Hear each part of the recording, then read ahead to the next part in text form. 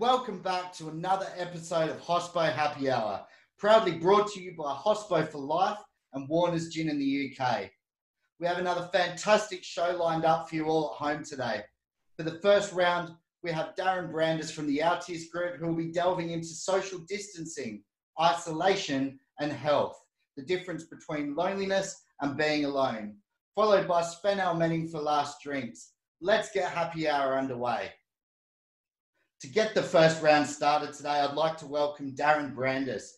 Darren's one of the founders of People Sense by Altius Group and has 20 years experience as a registered psychologist, working with both public and private organisations. Darren has significant experience in working with a variety of industries, both providing advice and proactive wellbeing initiatives for the wellbeing of staff and their families. Darren knows well the challenges of balancing work and family given the current environment, and he can draw on his extensive experience to provide practical solutions to these ongoing issues and challenges. I'd like to welcome to the show Darren. How are you doing today, mate? I'm well, thanks, Liam. And you? Yeah, very good, thanks. So Excellent. Tell me more about social distancing, isolation, health, and the difference between loneliness and being alone. Yeah, sure. Thanks, Liam, and thanks for inviting me to speak today.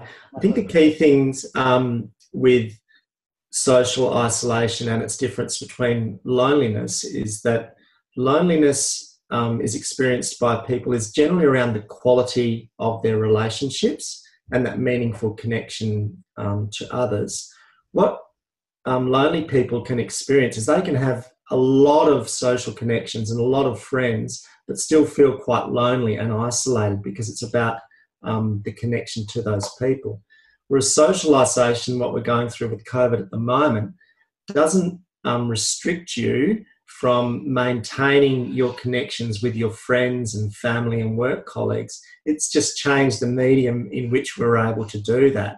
So there are very different concerns that come about through loneliness, and that's generally related to some anxiety or social anxiety that someone may experience, and can also have some links to feeling quite depressed as a result of this feeling of disconnect with people. So one of the things that we're really encouraging people to do with the current situation with COVID is to ensure that you continue to connect with people, and that can be done via Zoom like we're doing today, or other technology, Facebook and other social media avenues. As long as you're maintaining those connections, that's actually really, really healthy. Even if you haven't got access to those things, picking up the telephone and making some calls, call family, call parents, reaching out to some of those long lost friends that you might not have connected for a fair while, are some really proactive things that you can do in terms of dealing with the present situation and social isolation. The other thing that's really important, I think, if you're finding yourself in the home, is setting good boundaries, having strong boundaries in place, and having a bit of an activity or a schedule that you can actually work through with your partner if you're living with someone, and also your children. I think it's really important to perhaps create a bit of a roster of how things are going to be done, and at times when you will be able to actually put your feet up, make some calls. Actually planning to actually connect with people throughout your day is incredibly important, because we take it for granted. Yeah, I try and make at least a couple of personal calls in between my busy schedule to a couple of friends per day, and that which sort of gives me a fresh outlook. Plus, I feel good about checking up on other friends to see how they're going at the moment as well, because I know myself, and I'll be the first to admit, and that it can, as a business owner, before COVID, I've got a national private dining company as well as Hospo For Life, and with 4 different social media channels on each platform, and sitting at my desk all day. I was in the restaurant game for a solid 20 years where I was around people every day, and constantly doing things with others. So you've got people, you know, to bounce off of and speak to, but then became the boss of my own business and, you know, into the office. And I've experienced those same feelings of loneliness where all of a sudden you're like, wow, I actually feel incredibly lonely inside. And that because I haven't got that interaction around me anymore. Yeah, I think, you know, it doesn't just take the situation with COVID for you to feel lonely or socially isolated, because if you're completely consumed by your career or certain issues that you may have going on in your life, it can be very isolating. And we're social beings, you know, we need that social interaction and we need those social connections. And it's not about quantity, it is about the quality of those connections that you have, and really working hard at maintaining your connections as best as possible. So absolutely vital during really difficult times, whether it's COVID or anything else that's going on, to really stay connected with those people that you care about and who care about you, friends, families, colleagues. Yeah. Try to, as the slide indicates, to avoid tricky or difficult situations which can lead to potential conflict with people, particularly if you're in the family home and you know, you've got children at home who are homeschooling, partners not at work, and there's a lot of things going on. So I think sitting down and having good, sensible conversations with your family, with your housemates around how you can possibly distribute things or activities in the home is really important. Yeah. Structure your day is actually incredibly important. It's one of the techniques that we always use to help people through difficult times. And that's as simple as getting a diary and filling in your diary on an hour-to-hour basis of things that you're actually going to do to fill your day, so you're not feeling that it actually is being lost or you're losing time. And it's also really important to actually, in that time, to put in some time to actually rest and actually be kind to yourself and put your feet up and read a book or watch a movie or spend some time which is nurturing for you. Yeah. And finally, I think if you find yourself really struggling with things, it's absolutely vital to reach out and seek support wherever possible, either via Hospo For Life's EAP program, where you can speak to one of the psychologists within People Sense who are providing this service. It's a great service. It's a great opportunity for you to speak with someone and just seek some advice and get some really practical assistance on what may actually help you deal with a difficult situation. Yeah, definitely. And I totally agree. We need to spend, you know, a lot of people are either by themselves or, you know, with family right now. So I totally agree with where you're coming from there. Yeah. So, you know, like, you know, some card games or board games at night with the family, just reconnecting, and you might find that you can actually really enrich your relationships, given where we're at the moment. So I think there are some real positives to be taken from just reconnecting and starting to actually work with your family around things that you can actually do in a positive sense. Yeah. So, you know, as we mentioned at the beginning, loneliness is not equivalent to social isolation. Loneliness is about that feeling disconnected from others. You can have lots of people in your life, but there's that disconnection. And quite often it's associated with social anxiety and depression and generalised anxiety. As I said at the outset, social isolation, it is a challenging time, no doubt, but there are lots of positive things that one can do to maintain your relationships. For example, the things that we've spoken about with your social media, telephone, Zoom, Facebook, all those different activities that you can do to remain connected and speaking with people. Talk to your neighbours across the road. You know, very, very simple things that you can get back to. Simple strategies are really important. Yeah, no, it's great advice for our viewers out there. I know, you know, people's social media time's definitely, you know, gone up, and I know, you know, we're all glued to our phones some days. And yeah, I found, and I said to Sharon, who was on our show yesterday, just offline, about social media. And, you know, once you're sort of, when you're using it all the time, you can build different feelings of, you know, even anxiety and that, because you're constantly at it all the time.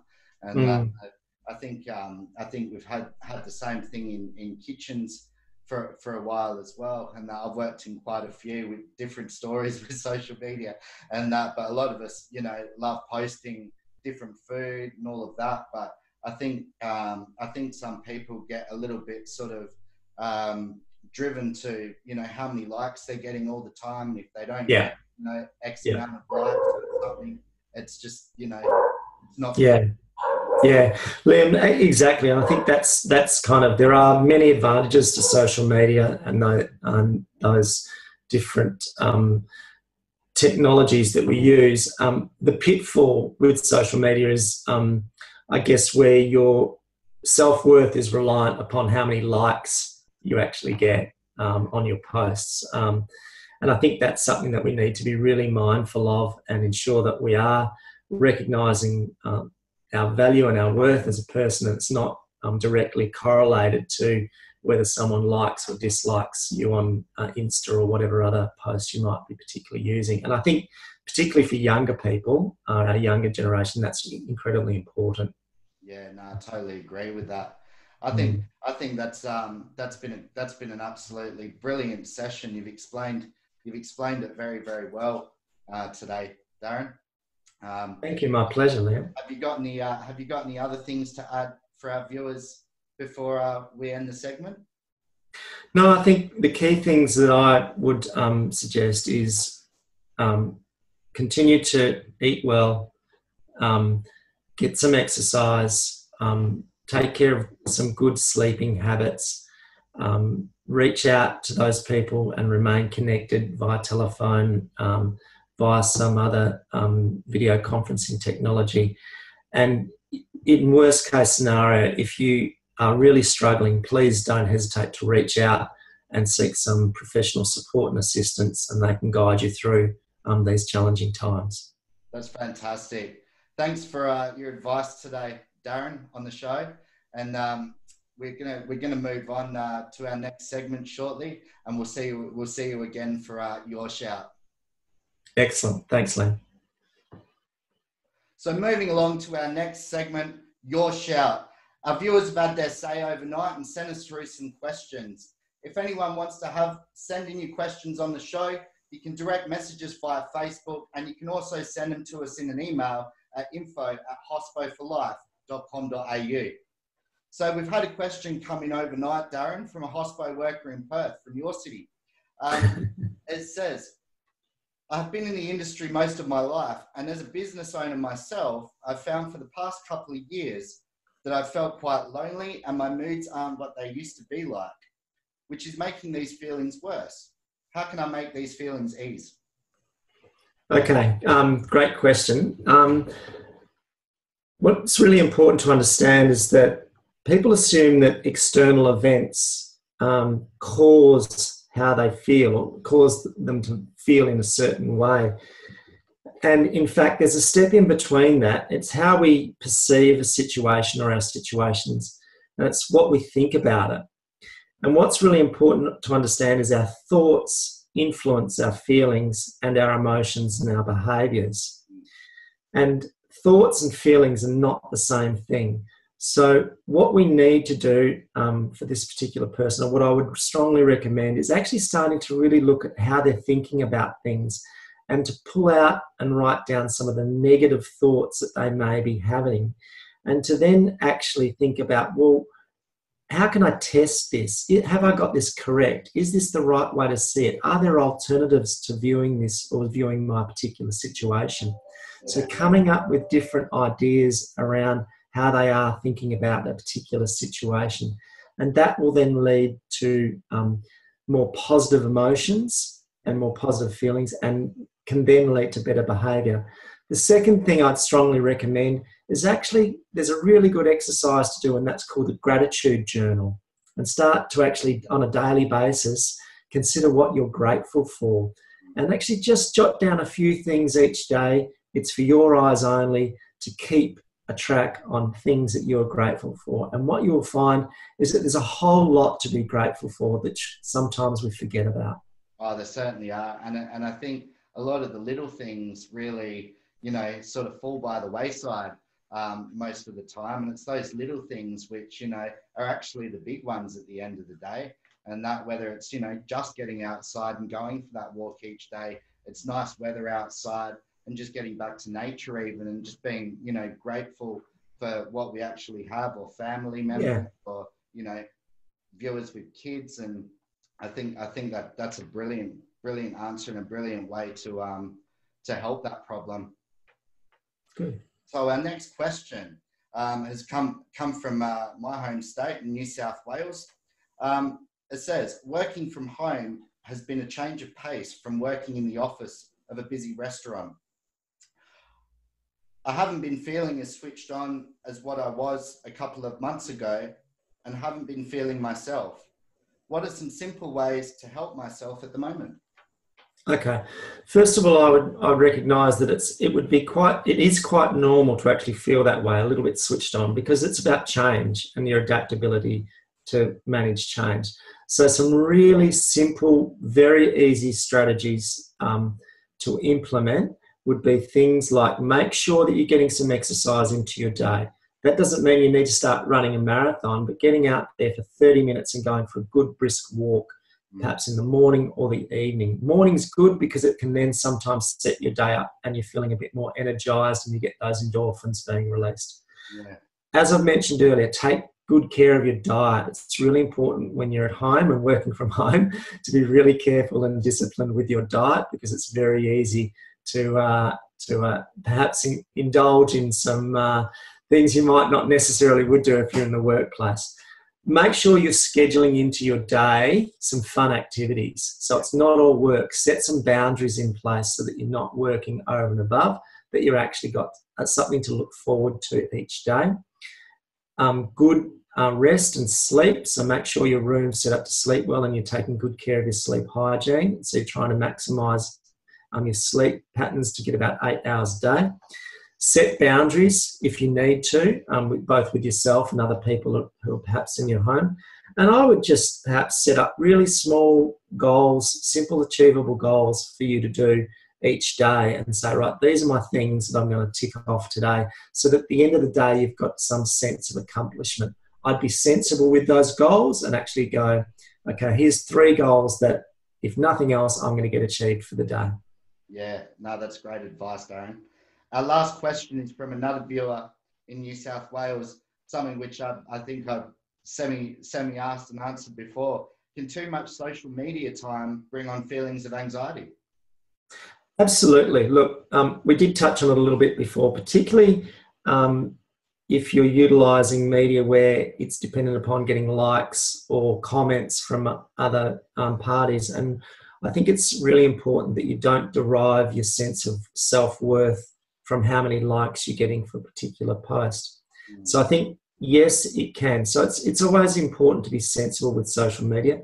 The other things that, are really important is that we don't want for you to be subject to bullying or anything, inappropriate comments or hurtful or unwanted contact from people. So there are the risks that are associated with social media. However, what we do know is that those risks are relatively small with the actual benefits of engaging in social media. So I think yes, it can be anxiety provoking, but the key thing is to be really sensible about its usage. Don't be all consumed by it. Break up your day. Get a bit of, like I said earlier, talk to your neighbours across the way or some other people, so you're still getting some face-to-face interaction. And perhaps just setting some boundaries in place around your social media usage. Yeah, great advice. Well, that's your shout for today's episode. Send us your questions, send them via email, direct message us, and we look forward to reading them out on the show. Thanks very much. That's your shout for today. So on Last Drinks today, we have a very special guest, a leader in the bar industry, the boss of some of the coolest bars on the East Coast, and I'd like to give a big welcome to Hospo Happy Hour, Sven Almenning. Sven's the managing director of the Speakeasy Group and founder of the Ananas training and development platform. It's great to have you on the show today. How are you, Sven? Oh, mate, it's great to be here. Thank you. And I'm awesome. Yeah, I'm good. Pleasure to have you on the show. So, Sven, you've been in the bar game for many years. You're well respected amongst the industry. What makes you so passionate about the industry that we're in? Oh, there's so many things I like about hospitality. I think the main thing that I love is that it's an industry where you make an impact on people's lives, and you make I think we provide a great environment for people to have a personal experience.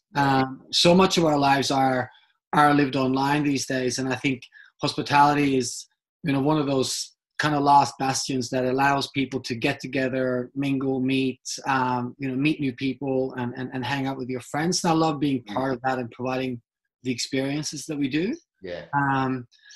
But I've also said, previously in various other interviews in the past, etc., like the thing that's kept me in hospitality is a lot of the history and heritage here as well. So I love the fact that the industry dates back a long time, and the products that we use, the brands that we use have been around for a long time, and I love the historical aspect of it as well. Yeah, that's amazing. So we're seeing obviously, a lot of changes and people being affected by COVID right now. It's happened to me, and I'm guessing it's happened to you as well to an extent. How has it affected you and other people across the bar industry that you've seen? Oh, I mean, for us, it's been devastating. We're completely shut down. So we had, 8 venues and every venue's closed. We're not trading at all at the moment. And a lot of my, friends and peers in the industry are the same, a few have pivoted to takeaway and delivery services, but it's not something we really wanted to do. I am not passionate about putting food in a box. It's just not what, I love providing the experience and the environment people be in and offering great service. And it just didn't feel like the right move for us. I know it's been great for so many others, but yeah, not the avenue we wanted to take. Yeah, no, I know the same thing across our businesses. We had the same thing, and we thought, we're a very high-end brand, and so to go down the takeaway road, I think we're kind of cheapening ourselves maybe a little bit, going sort of forward with that. So yeah, we're exactly the same. We've completely shut down, and I guess that's all we can do for now. I know you've developed the amazing tool for the industry with the Ananas training and management platform. What's that all about?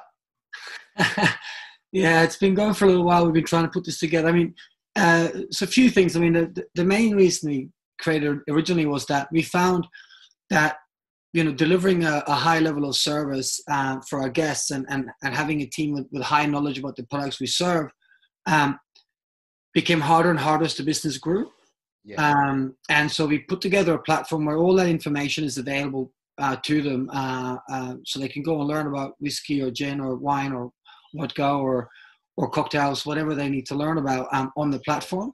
And then we also found we needed more training on processes and procedures because we are less in venue, because there's so many, we aren't able to pick up on everything. So we needed an environment where we could clearly communicate our sequence of service, our beverage standards, our culture, all that stuff. And so the platform kind of was spawned from our own need.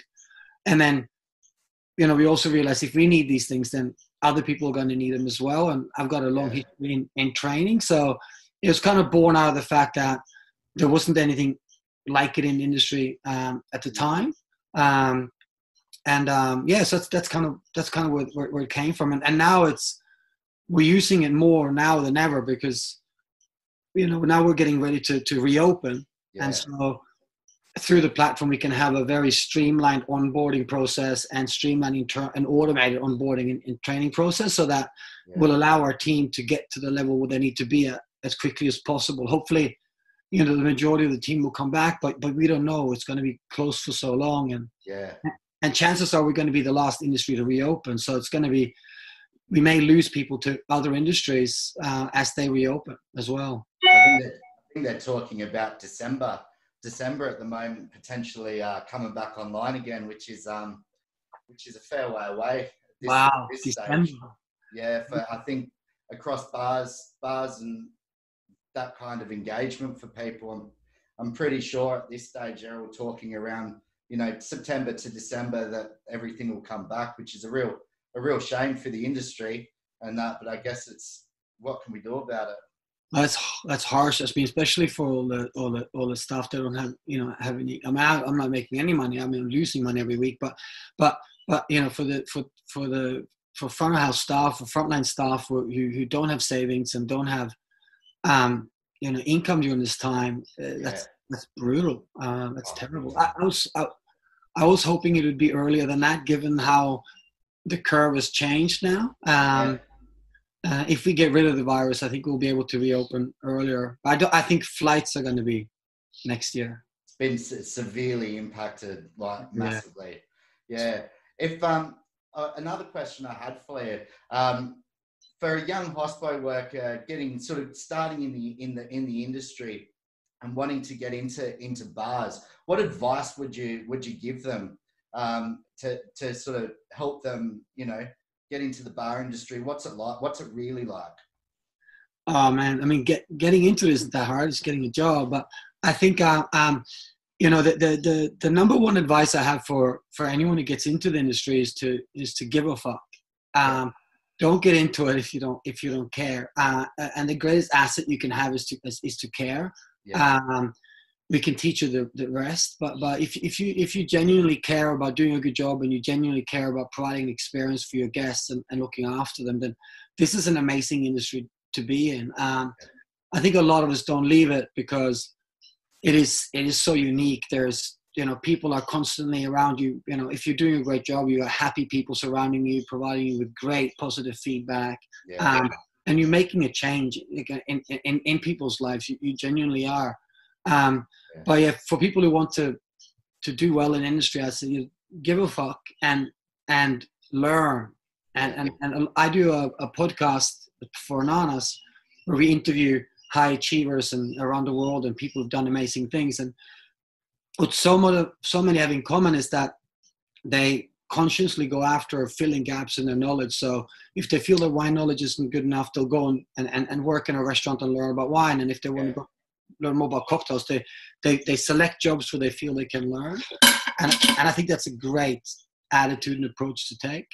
Oh, it definitely is. I remember, like, from starting my career, I got into the industry when I was 14, and, you know, my CV probably didn't, you know, wasn't glamour, where, you know, I'd only been in one or two places, but I tell you what, I learned, and I went and learned a new skill somewhere else, and then I went to another restaurant and learned a new skill. And once I'd kind of learned, I was like, well, I'm not going to keep learning, and I want to keep progressing, and that. So I carried on going. I know you manage an absolute ton of venues, and your schedule is probably extremely busy. What do you do to sort of balance lifestyle and work, and how do you look after your mental health?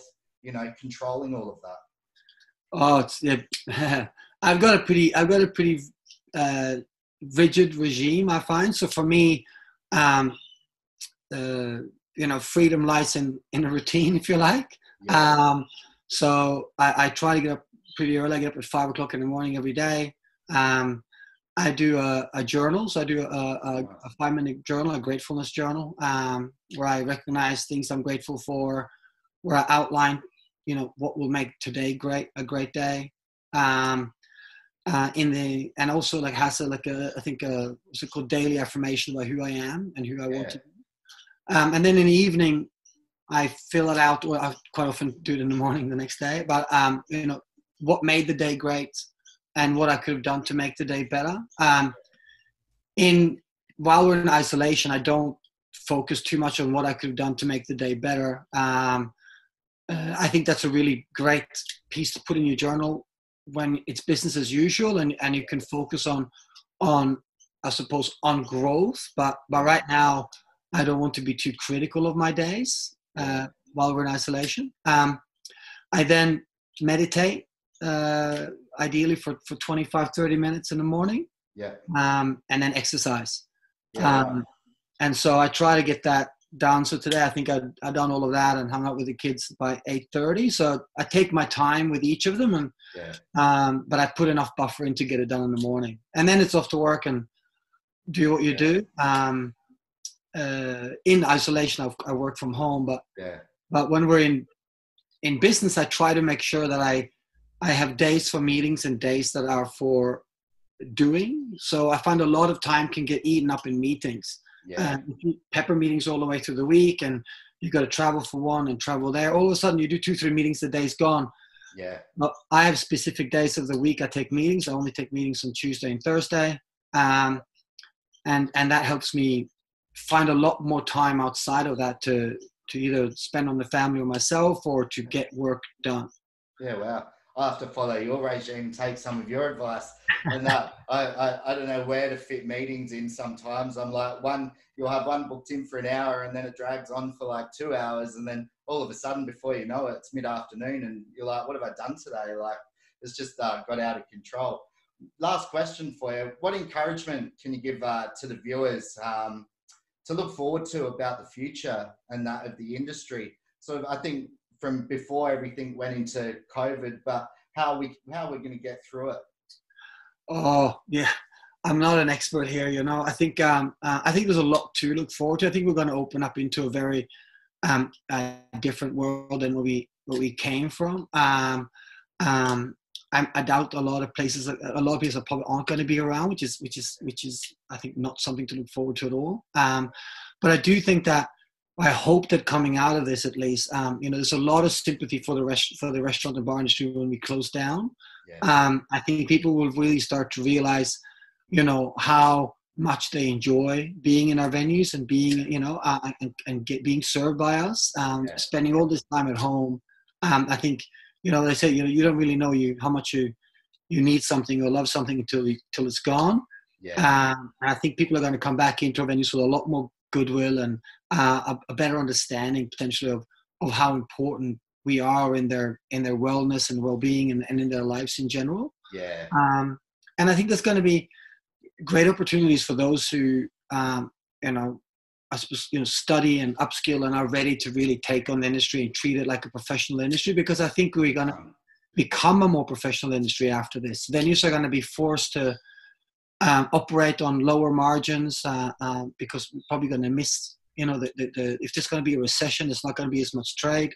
So as we are getting more and more professional, we will be recognized as that kind of industry. Not that we haven't been before, but there's a lot of stigma around working in hospitality that I think, that I'm hoping we'll start to see going away. I think you're right there. Yeah, I hope so. And I think, and I do hope people come back to the industry. Like I said before, unfortunately, I think we're going to be one of the last industries to reopen. But fuck, man, it's more fun working in a restaurant and a bar than it is working in retail. I've done both. And I think, I really hope people who enjoy it come back to it, because it is a vibrant place to be. Yeah, fantastic. Well, thanks for taking the time out of your busy schedule this morning, this afternoon, to talk to us.